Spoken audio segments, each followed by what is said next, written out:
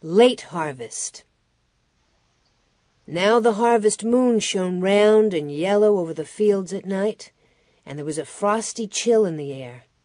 All the corn was cut and stood in tall shocks. The moon cast their black shadows on the ground where the pumpkins lay naked above their withered leaves. Almanzo's milk-fed pumpkin was enormous. He cut it carefully from the vine, but he could not lift it. He could not even roll it over. Father lifted it into the wagon and carefully hauled it to the barn and laid it on some hay to wait till county fair time.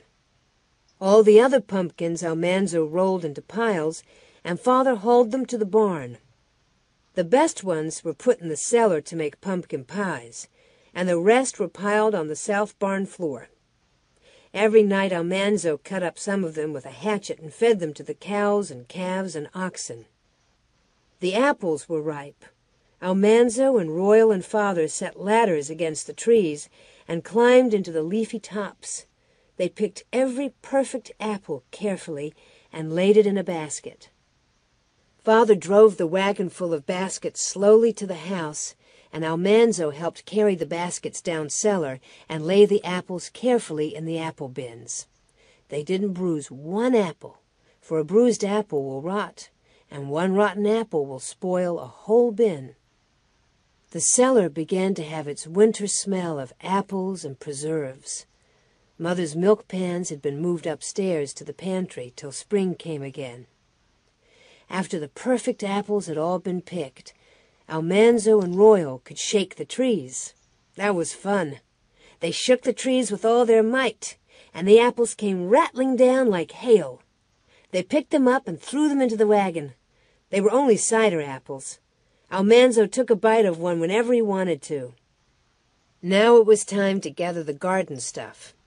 Father hauled the apples away to the cider mill, but Almanzo had to stay at home pulling beets and turnips and parsnips and carrying them down cellar. He pulled the onions, and Alice braided their dry tops in long braids. The round onions hung thick on both sides of the braids, and Mother hung them in the attic. Almanzo pulled the pepper plants, while Alice threaded her darning needle and strung red peppers like beads on a string. They were hung up beside the onions. Father came back that night with 2 big hogsheads of cider. He rolled them down cellar. There was plenty of cider to last till next apple harvest. Next morning a cold wind was blowing, and storm clouds were rolling up against a gray sky.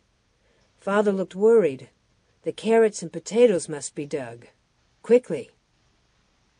Almanzo put on his socks and moccasins, his cap and coat and mittens, and Alice put on her hood and shawl. She was going to help. Father hitched Bess and Beauty to the plow and turned a furrow away from each side of the long rows of carrots. That left the carrots standing in a thin ridge of earth, so they were easy to pull.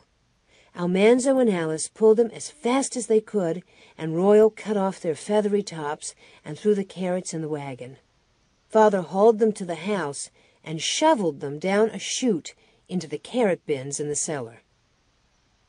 The little red seeds that Almanzo and Alice planted had grown into 200 bushels of carrots.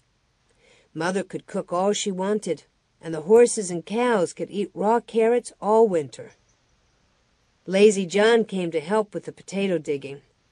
Father and John dug the potatoes with hoes, while Alice and Almanzo picked them up and put them in baskets and emptied the baskets into a wagon.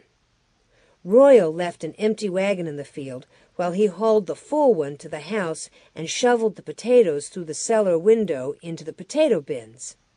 Almanzo and Alice hurried to fill the empty wagon while he was gone. They hardly stopped at noon to eat. They worked at night until it was too dark to see. If they didn't get the potatoes into the cellar before the ground froze, all the year's work of the potato field would be lost. Father would have to buy potatoes. I never saw such weather for the time of year, Father said. Early in the morning, before the sun rose, they were hard at work again. The sun did not rise at all. Thick gray clouds hung low overhead. The ground was cold, and the potatoes were cold, and a sharp, cold wind blew gritty dust into Almanzo's eyes. He and Alice were sleepy. They tried to hurry, but their fingers were so cold that they fumbled and dropped potatoes. Alice said, "My nose is so cold. We have earmuffs. Why can't we have nose muffs?" Almanzo told Father that they were cold, and Father told him, "Get a hustle on, son. Exercise will keep you warm." They tried, but they were too cold to hustle very fast. The next time Father came digging near them, he said, "Make a bonfire of the dry potato tops, Almanzo. That will warm you." So Alice and Almanzo gathered an enormous pile of potato tops. Father gave Almanzo a match, and he lighted the bonfire.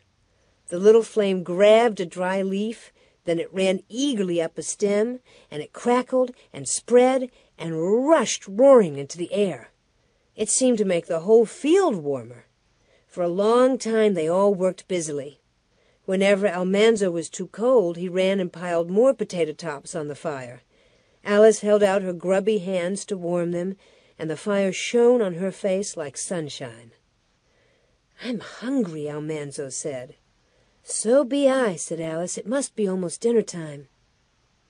Almanzo couldn't tell by the shadows because there was no sunshine. They worked, and still they did not hear the dinner horn. Almanzo was hollow inside.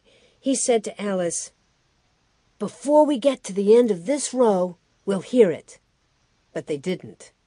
Almanzo decided something must have happened to the horn. He said to Father, "I guess it's dinner time." John laughed at him, and Father said, "It's hardly the middle of the morning, son." Almanzo went on picking potatoes. Then Father called, "Put a potato in the ashes, Almanzo. That'll take the edge off your appetite." Almanzo put 2 big potatoes in the hot ashes, one for him and one for Alice. He piled hot ashes over them, and he piled more potato tops on the fire. He knew he should go back to work, but he stood in the pleasant heat, waiting for the potatoes to bake.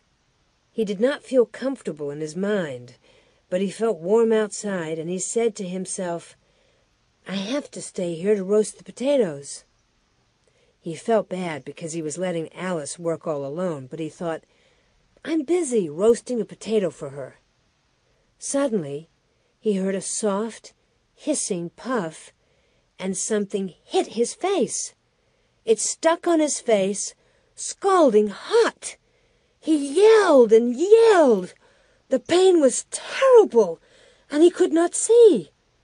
He heard shouts and running. Big hands snatched his hands from his face, and Father's hands tipped back his head. Lazy John was talking French, and Alice was crying, "Oh, Father! Oh, Father!" "Open your eyes, son," Father said. Almanzo tried, but he could get only one open. Father's thumb pushed up the other eyelid, and it hurt. Father said, "It's all right. The eye's not hurt." One of the roasting potatoes had exploded, and the scalding hot inside of it had hit Almanzo. But the eyelid had closed in time. Only the eyelid, and his cheek burned. Father tied his handkerchief over the eye, and he and Lazy John went back to work. Almanzo hadn't known that anything could hurt like that burn, but he told Alice that it didn't hurt much. He took a stick and dug the other potato out of the ashes. "I guess it's your potato," he snuffled. He was not crying, only tears kept running out of his eyes and down inside his nose. "No, it's yours," Alice said. "It was my potato that exploded."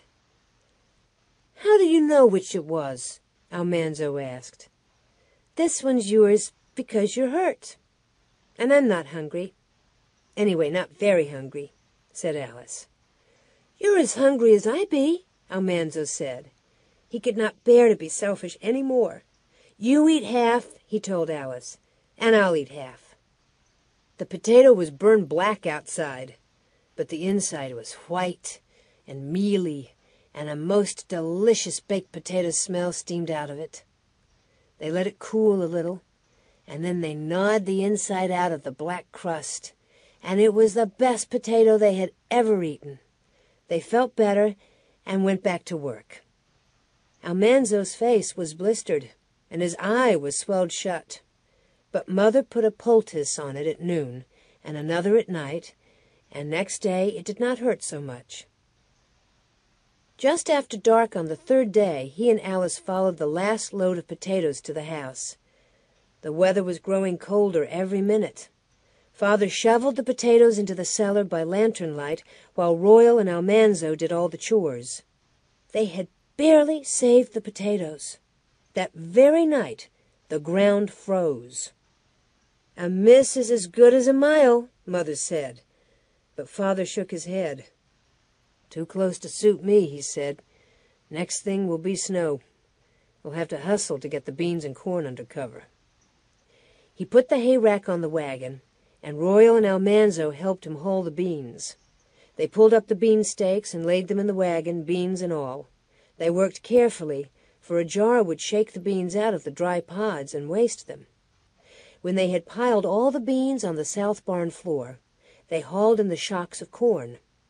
The crops had been so good that even Father's great barn roofs would not shelter all the harvest. Several loads of corn shocks had to be put in the barnyard, and Father made a fence around them to keep them safe from the young cattle. All the harvest was in now. Cellar and attic and the barns were stuffed to bursting. Plenty of food and plenty of feed for all the stock was stored away for the winter. Everyone could stop working for a while and have a good time at the county fair.